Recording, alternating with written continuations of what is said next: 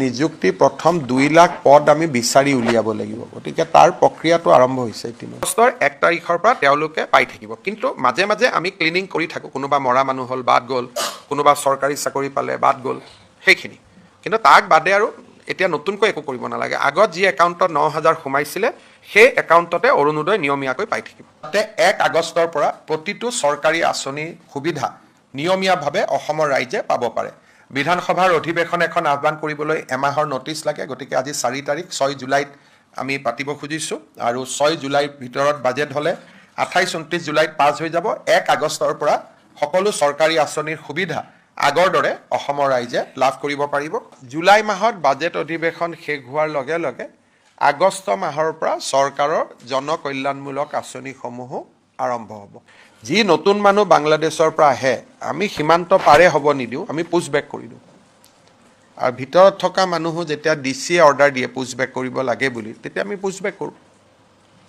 গতিকে এটো বাংলাদেশৰ স্থিতিটো বাংলাদেশে পৰিষ্কাৰ কৰিব ভাৰতৰ স্থিতিটো এইটোই আছে যে ভাৰতত আমি কোনো বাংলাদেশী নাগৰিকক সোমাব নিদিও স্যাৰ নিযুক্তি প্ৰক্ৰিয়াটোৰ এটা প্ৰচেছ আপোনালোকে আগুৱাই লৈ গৈছে লাহে হ'ব এতিয়া আমি নিযুক্তি প্ৰথম 2 লাখ পদ আমি বিচাৰি উলিয়াব লাগিব গতিকে তাৰ প্ৰক্ৰিয়াটো আৰম্ভ হৈছে ইতিমধ্যে পৰা আজিও নোটিছ ইস্যু হৈ আছে এইবিলাক কন্টিনিউয়াস প্ৰচেছ আৰু ইয়াত কোনো ৰখি যোৱা বা চলাই থকাৰ কথা নহয় এটো চলিয়ে থাকিব হাইকোৰ্টেও এটা ডাঙৰ অৰ্ডাৰ দিলে গোলাঘাটতো 2 দিনতে আৰু এটা এভিকশন আছে গতিকে এইবিলাক সব কন্টিনিউয়াস প্ৰচেছ ইয়াত আৰু নতুন চৰকাৰ পুৰণা চৰকাৰ বুলি নহয় যেনেকে আগত চলি আছিল তেনেকে চলি থাকিব আৰু নিলিখক মোৰ একো কথা নাই চৰ চাপৰিৰ ওপৰত অসমীয়া জীয়াই থাকিব নেকি তেওঁলোকে লিখিলে লিখক নিলিখিলে নিলিখিব কিন্তু ঘৰত যদি অসমীয়া নকয় লিখিলে কি হ'ব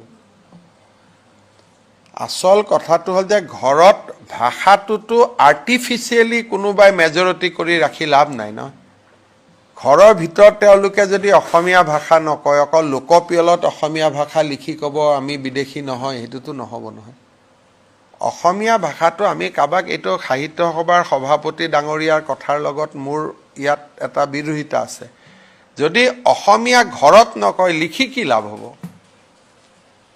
আৰু এইবিলাকৰ কাৰণে অসমীয়া ভাষা কিবা পাৰ্চেন্টেজত জিয়াই আছে এইবিলাক পুৰণা পলিচি আছিল ইমান পাৰ্চেন্টে কলে অসমীয়া থাকিব আমি যেতিয়ালৈকে চন্দ্ৰ সূৰ্য থাকিব অসমত অসমীয়া ভাষা থাকিব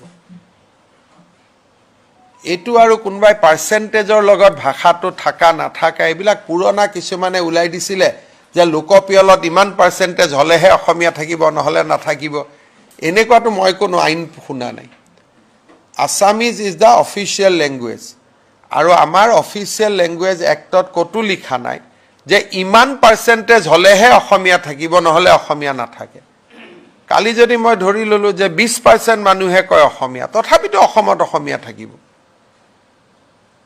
কোনবাই আৰু বাংলাদেশৰ পৰা আহি পেলাই ইয়াতে ভাষাটো বদলাই দিব পাৰে নেকি তেনেকেতো নহয় বৰাকত বঙালী বিটিসি এৰিয়াত বড়ো অসমত অসমীয়া লগত জনজাতীয় ভাষা কাৰ্বি মিচিং ৰাভা সব বিলাক অসমত বাগিচাৰ দৰে এখন বাগিচাৰ দৰে ফুল ফুলি থাকিব ইয়াত আৰু কোনোবাইটো কোৰ পৰা এইটো হিচাপ আহিলে মই নাজানো কিবা সেন্সাছত এনেকে ক'ব লাগিব তেনেকে ক'ব লাগিব নকলে বা তাৰ পৰা আমাৰ কি ক্ষতি হ'ব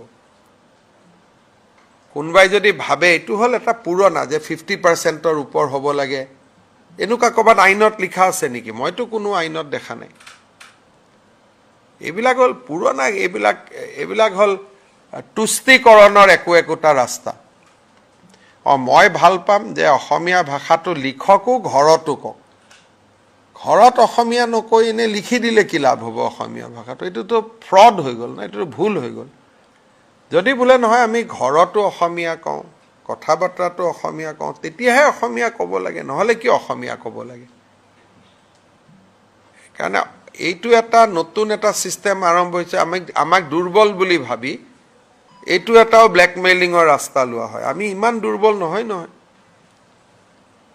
আমাৰ লগত গোটেই জনজাতীয় মানুহ আছে টি গাৰ্ডেনৰ মানুহ আছে সকলোৱে লিখিব যোনে অসমক ভাল পায় অসমৰ মাটিত আছে নহয় জানো হেতু আৰু লিখি পেলাই যে আমি অসমীয়া কলো গতিকে কালিৰ পৰা আমাক বাংলাদেশী নকব হেতু কেনেকে হ'ব পাৰে এটা পুৰণা সিস্টেম আছিল এবিলাকত মই বিশ্বাস নকৰো খালি মই এটো জানো যে চন্দ্ৰ সূৰ্য থাকালৈকে অসমত অসমীয়া ভাষা থাকিব, ৰাভা, মিচিং, কাৰ্বি, ডিমাচা থাকিব, বৰাকত বঙালী ভাষা থাকিব, ইমানে হিন্দী ভাষা, ইংলিছ চলিব, ইংলিছ মানুহে কথা পাতিব বাহিৰৰ পৃথিৱীৰ লগত জানিবৰ কাৰণে। হিন্দী ৰাষ্ট্ৰভাষা, দিল্লী বিহাৰত গ'লে, পশ্চিমবংগত গ'লে আমি হিন্দীত কথা ক'ব লাগিব, হিন্দীও শিকিব, চলি থাকিব। আৰুতো ভাষাৰ নামত এখন আৰু নতুনকৈ কিবা এটা খুলি লোৱাৰ মইতো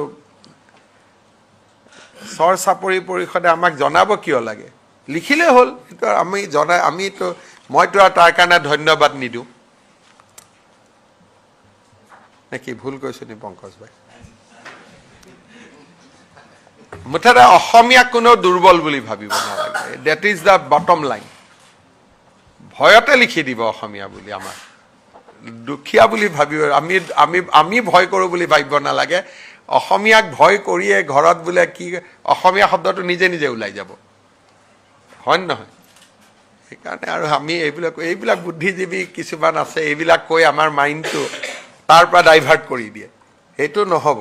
আমাৰ ইছ্যু লাভ জেহাদ, সেইদিনা নলবাৰীত যিটো ঘটনা হ'ল, অসমীয়া ভাষা কম বুলি ক'লেও নহ'ব, লগত ক'ব লাগিব লাভ জেহাদ বন্ধ হ'ব, বাল্য বিবাহ বন্ধ হ'ব,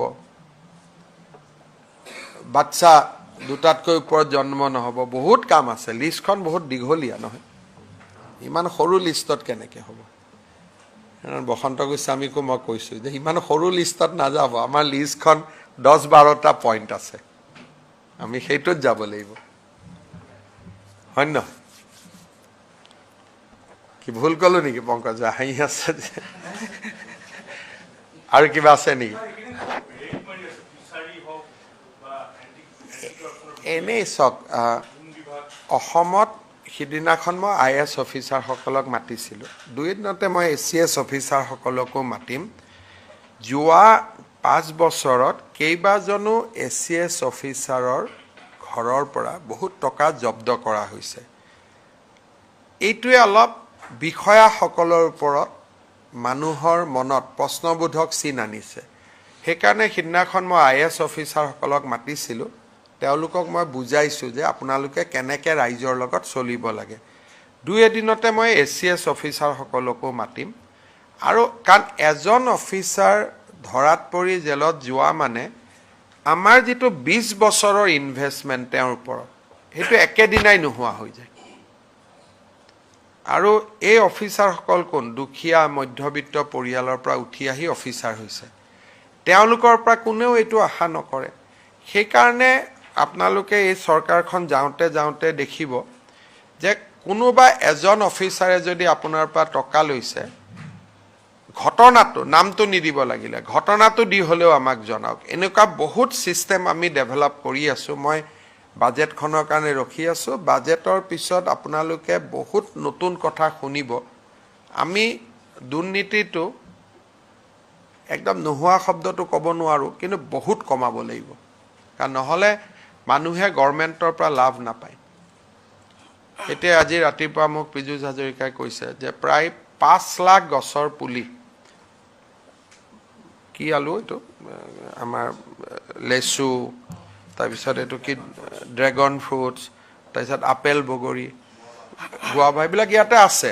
এতিয়া ময়ে 5 বছৰ মুখ্যমন্ত্ৰী হ'লোঁ, এগ্ৰিকালচাৰৰ তলৰ অফিচাৰখিনি তাত যায়, তেওঁলোকে হয়তো ভাল কৰি দিয়ে, বেয়া কৰি দিয়ে, মই নাজানো, কিন্তু এইটোকে এখন মিটিং কৰি দিলে মানুহে গম পাব যে কোনে পালে। সেইকাৰণে এইবাৰ আমি গোটেই কথা বাৰ্তাবিলাক একোখন মিটিং কৰি, যে যি হওক এখন মিটিং কৰি, মিটিঙত মন্ত্ৰী যাব লাগে বুলি কথা নহয়, পঞ্চায়ত, জিলা পৰিষদ সকলোকে ইনভলভ কৰি চব বস্তু একোখন মিটিং কৰি বিলাব লাগে, যাতে কোনোবা অপাত্ৰত যদি গৈছে লগে লগে ৰাইজে ধৰিব পাৰে।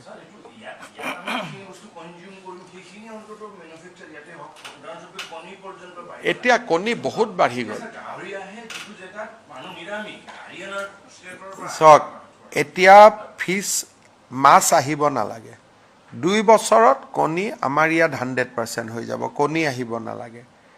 গাহৰিটোত অলপ ইছ্যু আছে, কিন্তু মই ভাবোঁ যে আমি নেক্সট 5 ইয়াৰ্ছত কণী, মাছ চাফিচিয়েণ্ট।